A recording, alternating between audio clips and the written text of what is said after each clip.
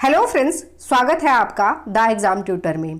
दोस्तों, आज की इस वीडियो में हम आधुनिक भारत के इतिहास की एक नई सीरीज को शुरू करने जा रहे हैं, जिसमें कि हम आधुनिक भारत के इतिहास को टॉपिक वाइज क्वेश्चन आंसर्स के थ्रू कवर करेंगे। इससे पहले हम प्राचीन और मध्यकालीन भारत के इतिहास को टॉपिक वाइज क्वेश्चन आंसर्स के थ्रू कवर कर चुके हैं। उन सभी वीडियोज़ का लिंक डिस्क्रिप्शन में है। अगर आपने वो वीडियो नहीं देखी है तो प्लेलिस्ट में जाकर देख सकते हैं। सो फ्रेंड्स, आज की इस सीरीज में हमारा पहला टॉपिक है यूरोपियों का भारत में आगमन।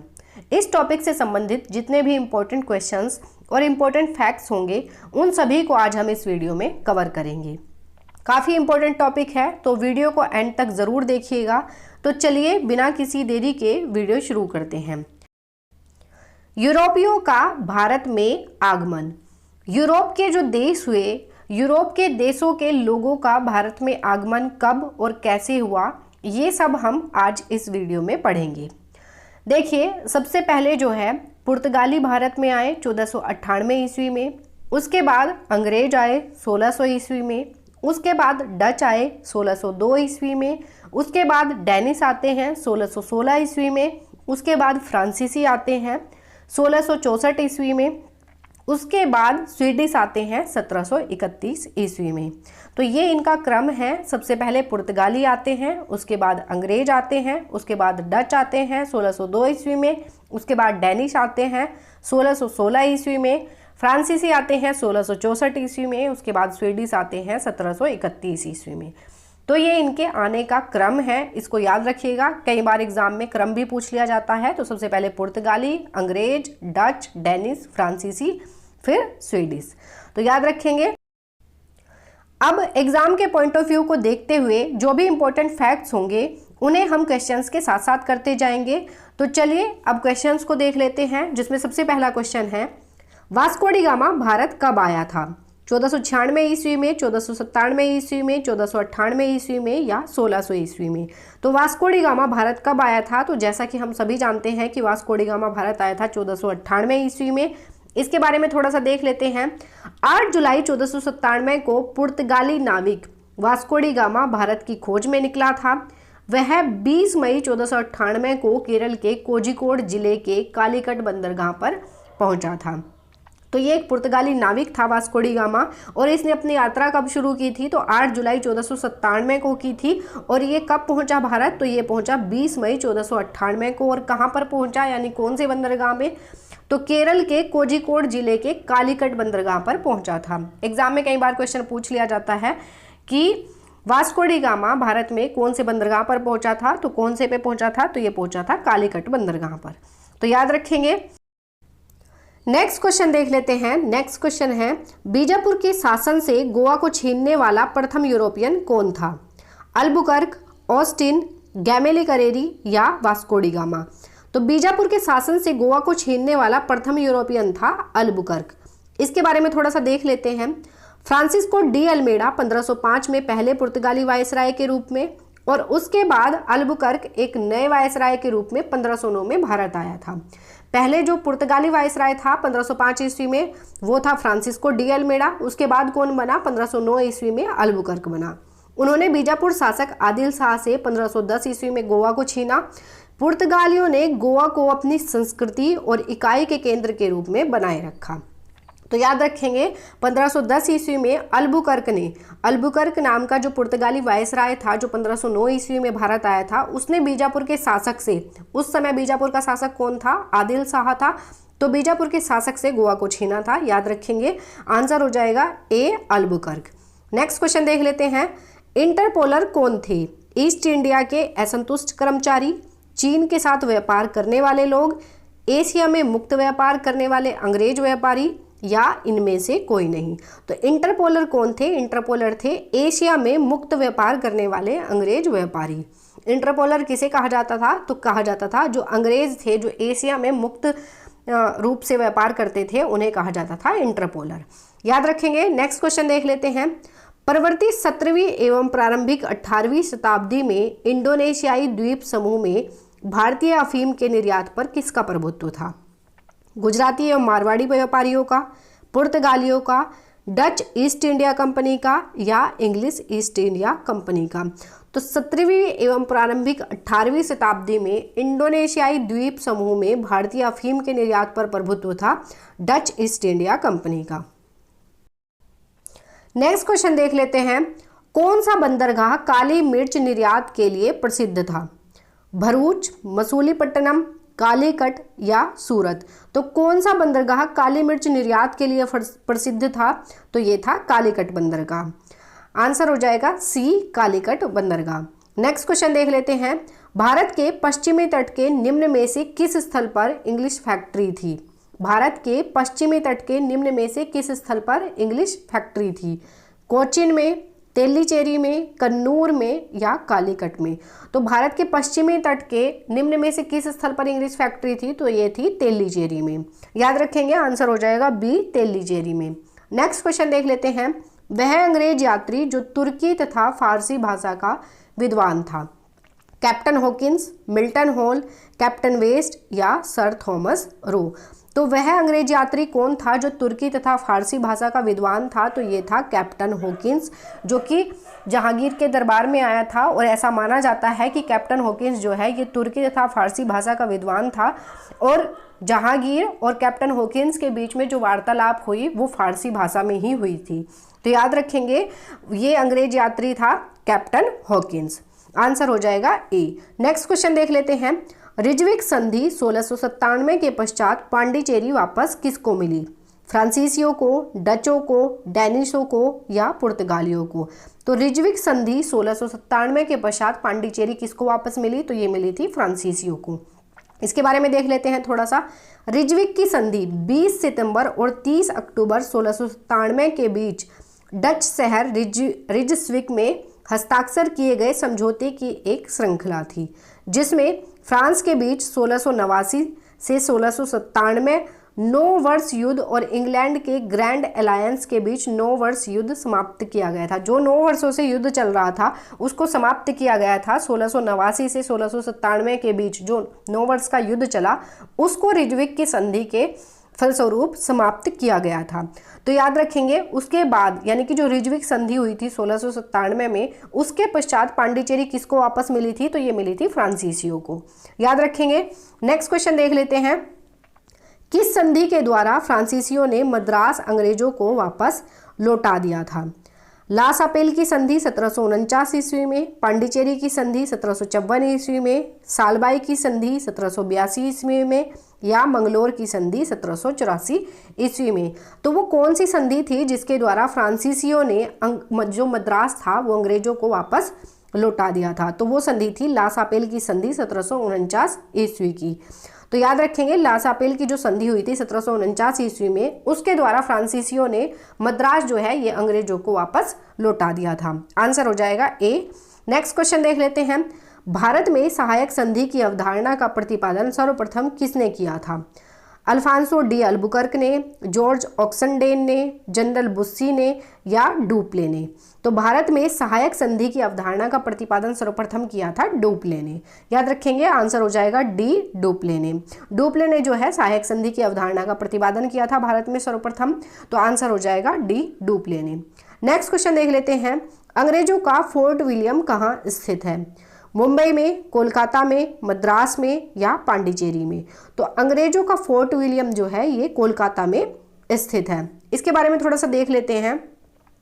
फोर्ट विलियम कोलकाता में हुगली नदी के पूर्वी किनारे पर बना एक किला है जिसे ब्रिटिश राज के दौरान बनवाया गया था। इसे इंग्लैंड के राजा विलियम तृतीय के नाम पर बनवाया गया था। इसके सामने ही मैदान है जो कि किले का ही भाग है और कलकत्ता का सबसे बड़ा शहरी पार्क है। याद रखेंगे, फोर्ट विलियम जो है ये कोलकाता में हुगली नदी के पूर्वी किनारे पर बना हुआ है और इसको किसके राज के दौरान बनवाया गया था या किसके नाम पर बनवाया गया था? तो ये विलियम तृतीय, जो इंग्लैंड के राजा हुए विलियम तृतीय, उनके नाम पर बनवाया गया था। तो याद रखेंगे, फोर्ट विलियम कहाँ पर है? ये कोलकाता में है। नेक्स्ट क्वेश्चन देख लेते हैं, अल्फांसो डी अल्बुकर्क की मजार कहाँ पर स्थित है? कोचीन रियासत में, गोवा में, अंडमान में या पांडिचेरी में?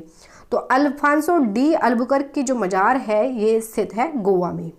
आंसर हो जाएगा बी, गोवा में। इसके बारे में थोड़ा सा देख लेते हैं।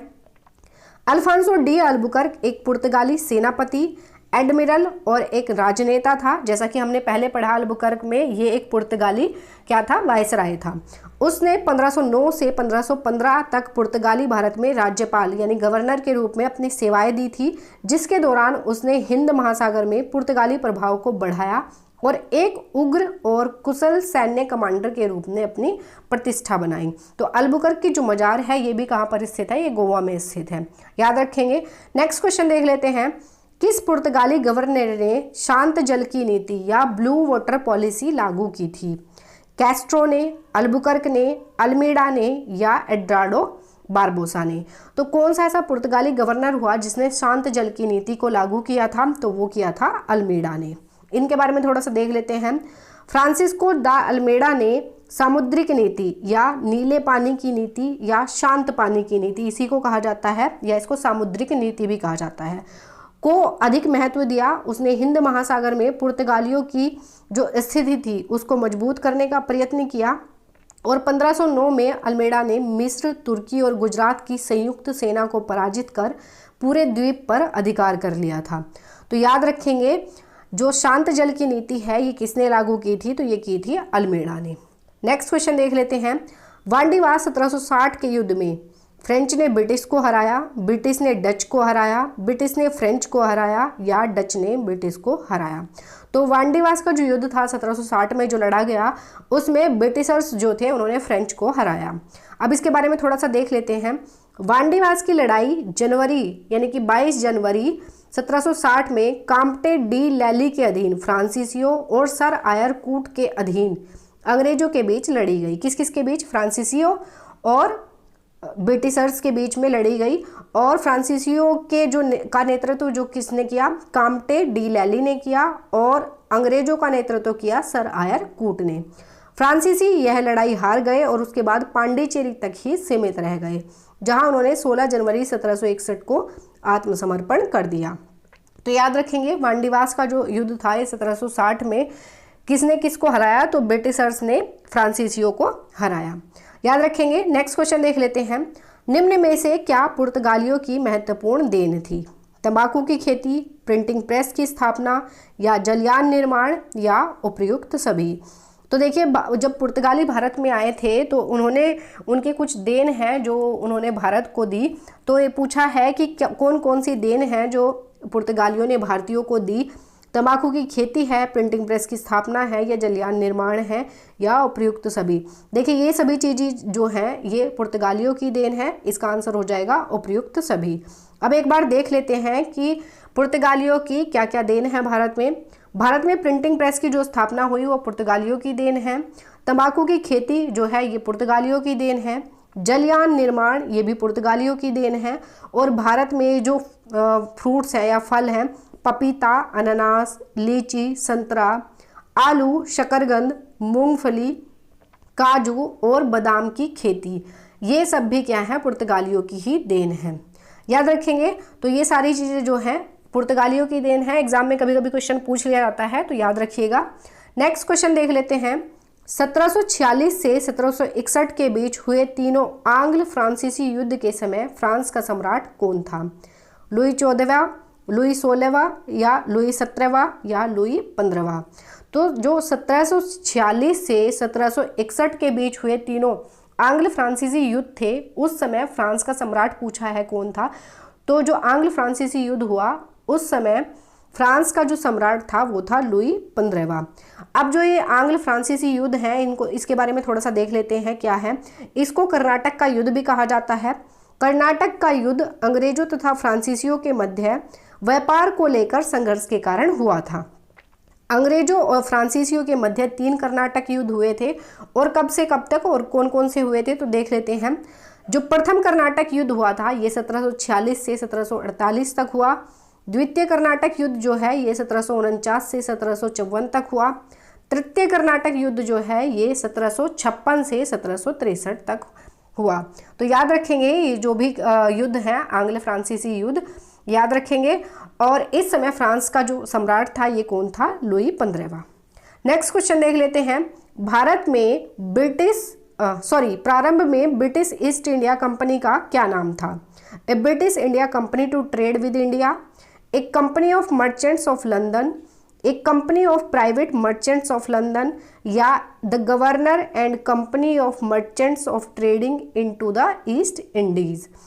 तो जो प्रारंभ में ब्रिटिश ईस्ट इंडिया कंपनी थी उसका नाम पूछा है, शुरू में क्या नाम था उसका, तो उसका नाम था the governor and company of merchants of trading into the East Indies. तो याद रखेंगे इसका प्रारंभ में नाम क्या था, the governor and company of merchants of trading into the East Indies. Exam में क्वेश्चन बन जाता है ऐसा, तो याद रखेंगे। नेक्स्ट क्वेश्चन देख लेते हैं, भारत आने वाला प्रथम अंग्रेज कौन था? जॉन मिल्डन हाल, कैप्टन हॉकिंस, थॉमस रो या थॉमस वर्ल्डवर्थ। तो भारत आने वाला प्रथम अंग्रेज कौन था? तो ये था जॉन मिल्डन हाल। आंसर हो जाएगा ए, जॉन मिल्डन हाल। नेक्स्ट क्वेश्चन देख लेते हैं। नेक्स्ट क्वेश्चन है, अंग्रेजों के भारत में आने का मुख्य उद्देश्य क्या था? व्यापार, धार्मिक प्रचार, तकनीकी प्रचार या अपनी श्रेष्ठता स्थापित करना। तो देखिए, जब अंग्रेज शुरू में भारत आए थे तो उनका मुख्य उद्देश्य था व्यापार करना। वो शासन करने के पर्पज से भारत में नहीं आए थे, किंतु जब भारत में अंग्रेज आए और उन्होंने यहाँ की दशा को देखा कि जो यहाँ के शासन करने वाले राजा हैं उनमें एकता नहीं है, उनमें फूट डाली जा सकती है, तब उसके बाद उन्होंने यहाँ पर शासन करने का मन बनाया और उनकी मानसिक स्थिति शासन करने की हुई, ना कि व्यापार करने की। किंतु जब शुरू में अंग्रेज भारत आए थे तो वो व्यापार करने के पर्पज से आए थे। तो आंसर हो जाएगा ए, व्यापार। नेक्स्ट क्वेश्चन देख लेते हैं, अधोलिखित में कौन सुमेलित नहीं है? कर्नाटक का प्रथम युद्ध 1746 से 1748 ईस्वी, कर्नाटक का द्वितीय युद्ध 1749 से 1754 ईस्वी, कर्नाटक का तृतीय युद्ध 1756 से 1763 ईस्वी, या पेरिस की संधि 1765 ईस्वी। देखिए, हमने पढ़ा कर्नाटक का जो प्रथम युद्ध हुआ था वो 1746 से 1748 ईस्वी में हुआ था, ये सही है। कर्नाटक का द्वितीय युद्ध 1749 से 1754 ईस्वी में हुआ था, ये भी सही है। कर्नाटक का तृतीय युद्ध 1756 से 1763 ईस्वी में हुआ था, ये भी सही है। लेकिन जो पेरिस की संधि है ये हुई थी 10 फरवरी 1763 ईस्वी में, तो ये गलत है और गलत ही पूछा है, तो आंसर हो जाएगा डी। नेक्स्ट क्वेश्चन देख लेते हैं, पुर्तगालियों ने क्रमशः गोवा जीता और हरमुज खो दिया। देखिए, क्वेश्चन में पूछा है कि पुर्तगालियों ने कब गोवा को जीता और कब हरमुज को हार गए। तो 1505 ईस्वी एवं 1598 ईस्वी में, 1510 ईस्वी एवं 1605 ईस्वी में, या 1510 ईस्वी एवं 1622 ईस्वी में, या 1515 ईस्वी एवं 1618 ईस्वी में। तो देखिए, 1510 ईस्वी में जो है पुर्तगालियों ने गोवा को जीता था और 1622 ईस्वी में इन्होंने हरमुज को खो दिया था। तो आंसर हो जाएगा सी, 1510 ईस्वी एवं 1622 ईस्वी में। नेक्स्ट क्वेश्चन देख लेते हैं, ईस्ट इंडिया कंपनी ने अपनी प्रथम फैक्ट्री स्थापित की थी पुणे में, गोवा में, पांडिचेरी में या सूरत में। तो ईस्ट इंडिया कंपनी ने अपनी प्रथम फैक्ट्री स्थापित की थी सूरत में। इसके बारे में थोड़ा सा देख लेते हैं। ईस्ट इंडिया कंपनी की स्थापना 31 दिसंबर 1600 को हुई थी। साल 1608 में William Hawkins east India company के जहाज को लेकर सूरत आया था। देखिए, जो स्थापना दिवस है कंपनी का वो अलग है और जो आगमन वर्ष है वो अलग है, याद रखिएगा, कंफ्यूज मत होइएगा। ईस्ट इंडिया कंपनी की स्थापना 31 दिसंबर 1600 को हुई थी और साल 1608 में William Hawkins east India company के जहाज को लेकर सूरत आया था। इसके बाद कंपनी ने भारत में अपना पहला कारखाना सूरत में 11 जनवरी 1613 को खोला था। इसके लिए कंपनी ने मुगल बादशाह जहांगीर से इजाज़त ली थी। तो जैसा कि हमने पहले पढ़ा था कि जहांगीर के जो शासन में आया था कौन, विलियम हॉकिंस। तो याद रखेंगे, और विलियम हॉकिंस ही क्या था, ये तुर्की और फारसी भाषा का विद्वान था। तो इसका आंसर हो जाएगा डी, सूरत में। नेक्स्ट क्वेश्चन देख लेते हैं, निम्नलिखित में से किसने भारत में अंग्रेजों का सर्वाधिक विरोध किया? मराठाओं ने, मुगलों ने, राजपूतों ने या सिखों ने। तो किसने भारत में अंग्रेजों का सर्वाधिक विरोध किया था? तो ये किया था मराठाओं ने। आंसर हो जाएगा ए, मराठाओं ने। नेक्स्ट क्वेश्चन देख लेते हैं, डचों ने अपनी प्रथम व्यापारिक कोठी कहाँ स्थापित की थी? मसूलीपट्टनम में, अहमदाबाद में, सूरत में या मुंबई में। तो डचों ने अपनी प्रथम व्यापारिक कोठी स्थापित की थी मसूलीपट्टनम में। इसके बारे में थोड़ा सा देख लेते हैं। 1602 ईस्वी में नीदरलैंड की यूनाइटेड ईस्ट इंडिया कंपनी की स्थापना की गई और डच सरकार द्वारा उसे भारत के साथ व्यापार करने की अनुमति प्रदान की गई।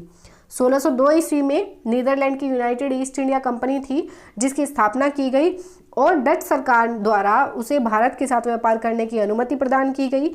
1605 ईस्वी में डचों ने आंध्र प्रदेश के मसूलीपट्टनम में अपनी पहली फैक्ट्री स्थापित की और बाद में उन्होंने भारत के अन्य भागों में भी अपने व्यापारिक केंद्र स्थापित किए। तो याद रखेंगे, पहली जो व्यापारिक कोठी थी वो कहाँ स्थापित की थी?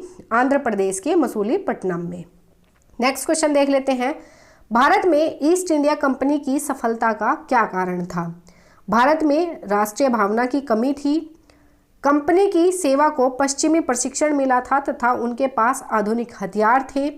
देखिए, ये भी सही है और ये भी सही है कि भारत में राष्ट्रीय भावना की कमी थी। उस समय जो शासन करने वाले राजा थे उनमें एकता नहीं थी। दूसरा, कंपनी की सेना है, ये कंपनी की सेना को पश्चिमी प्रशिक्षण मिला था तथा उनके पास आधुनिक हथियार थे, तो ये भी सही है। भारतीय सैनिकों में राष्ट्रीय भावना का अभाव था जिसके फलस्वरूप कोई भी उन्हें जो अच्छा वेतन दे अपनी सेवा में लगा सकता था, तो ये भी बिल्कुल सही है। और डी है उपर्युक्त तीनों। तो भारत में ईस्ट इंडिया कंपनी की जो सफलता है उसका कारण ये तीनों ही हैं, तो आंसर हो जाएगा डी, उपर्युक्त तीनों। याद रखेंगे। नेक्स्ट क्वेश्चन देख लेते हैं, गोलकुंडा के सुल्तान द्वारा अंग्रेजों को सुनहरा फरमान कब प्रदान किया गया? 1611 ईस्वी में, 1632 ईस्वी में, 1617 ईस्वी में या 1765 ईस्वी में? तो गोलकुंडा के सुल्तान द्वारा अंग्रेजों को सुनहरा फरमान दिया गया 1632 ईस्वी में, जिसमें उन्हें मुक्त व्यापार करने की परमिशन मिल गई थी। तो याद रखेंगे, जो गोलकुंडा के सुल्तान थे इनके द्वारा अंग्रेजों को एक सुनहरा फरमान प्रदान किया गया ताकि वो मुक्त व्यापार कर सकें। तो ये कब दिया गया था? तो ये दिया गया था 1632 ईस्वी में। नेक्स्ट क्वेश्चन देख लेते हैं, पुर्तगालियों ने गोवा पर अधिकार कब किया? 1600 ईस्वी में, 1508 ईस्वी में, 1510 ईस्वी में या 1512 ईस्वी में? तो पुर्तगालियों ने गोवा पर अधिकार किया था 1510 ईस्वी में। याद रखेंगे। नेक्स्ट क्वेश्चन देख लेते हैं, भारत में यूरोपीय व्यापारियों की रुचि किसमें थी? मसालों में, सिल्क में, नील में या अफीम में? तो प्रारंभ में जो यूरोपीय व्यापारी थे उनकी रुचि किसमें थी? तो उनकी रुचि थी मसालों में, क्योंकि ये मसालों को अपने देशों में ले जा करके 60 गुना दामों पर बेचते थे। तो इसलिए जो उनकी जो रुचि थी यूरोपीय व्यापारियों की, उनकी किसमें थी? तो मसालों में थी, यानी कि व्यापार करने में उनकी रुचि ज़्यादा थी, ना कि शासन करने में। नेक्स्ट क्वेश्चन देख लेते हैं, वह क्षेत्र कौन सा था जहां से यूरोप वासियों को सर्वोत्तम शोर और अफीम प्राप्त होता था? बिहार से, गुजरात से, बंगाल से या मद्रास से? तो वो कौन सा क्षेत्र था जहां से यूरोप वासियों को सर्वोत्तम शोर और अफीम प्राप्त होता था? तो वो था बिहार। आंसर हो जाएगा ए, बिहार। नेक्स्ट क्वेश्चन देख लेते हैं, अंग्रेजों ने मद्रास का पट्टा कहाँ के शासन से प्राप्त किया था?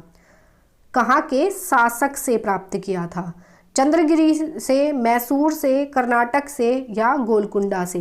तो अंग्रेजों ने मद्रास का पट्टा जो है ये चंद्रगिरी के शासक से प्राप्त किया था। याद रखेंगे, आंसर हो जाएगा ए, चंद्रगिरी। नेक्स्ट क्वेश्चन देख लेते हैं, फ्रांसीसी दक्कन में शक्ति आंदोलन स्थापित करने में असफल रहे क्योंकि? ड्यूप्लेस सक्षम सेनापति नहीं था, अंग्रेजों की फौज शक्तिशाली थी, या भारतीय लोग फ्रांसीसियों को पसंद नहीं करते थे, या पांडिचेरी सामरिक केंद्र था? देखिए, ये पूछा है कि फ्रांसीसी जो है ये दक्षिण में शक्ति आंदोलन स्थापित करने में असफल रहे। क्यों? क्योंकि अंग्रेजों की जो फौज थी वो अधिक शक्तिशाली थी और उनके पास जो है आधुनिक हथियार थे और वो पश्चिमी प्रशिक्षण से प्रशिक्षित थे। तो याद रखेंगे, जो अंग्रेजों की फौज थी वो अधिक शक्तिशाली थी। आंसर हो जाएगा बी। नेक्स्ट क्वेश्चन देख लेते हैं, निम्नलिखित में से कौन सा युद्ध था जिसने भारत में ब्रिटिश प्रभुत्व को प्रारंभ किया? बक्सर की लड़ाई, प्लासी का युद्ध, मैसूर की तीसरी लड़ाई या 1857 का स्वतंत्रता संग्राम? तो ऐसा कौन सा युद्ध था जिसने भारत में ब्रिटिश प्रभुत्व को प्रारंभ किया? तो ये था प्लासी का युद्ध। प्लासी के युद्ध के बाद जो है ब्रिटिश प्रभुत्व स्थापित हो गया था भारत में। इसके बारे में थोड़ा सा देख लेते हैं। प्लासी का यह युद्ध 23 जून 1757 को हुआ था। इस युद्ध में एक और ब्रिटिश ईस्ट इंडिया कंपनी की सेना थी, तो दूसरी ओर थी बंगाल के नवाब की सेना। एक तरफ कौन था? ईस्ट इंडिया कंपनी की सेना थी और दूसरी तरफ कौन था? बंगाल के नवाब सिराजुद्दौला। कंपनी की सेना ने रॉबर्ट क्लाइव के नेतृत्व में नवाब सिराजुद्दौला को हरा दिया था और यहीं से ब्रिटिश प्रभुत्व जो है स्थापित हो गया था भारत में। तो याद रखेंगे, आंसर हो जाएगा बी, प्लासी का युद्ध। प्लासी के युद्ध के बाद ब्रिटिश प्रभुत्व स्थापित हो गया था भारत में। सो फ्रेंड्स, ये हमारा यूरोपियों का आगमन जो टॉपिक था कंप्लीट होता है। आई होप ये वीडियो आपको पसंद आई होगी और ये वीडियो आपको अच्छी लगी है, हेल्पफुल लगी है तो वीडियो को लाइक करें, चैनल को सब्सक्राइब करें और बेल आइकन को जरूर प्रेस करें ताकि नई वीडियो की अपडेट आपको टाइम टू टाइम मिलती रहे। मिलेंगे नेक्स्ट वीडियो में नए टॉपिक के साथ। Thank you.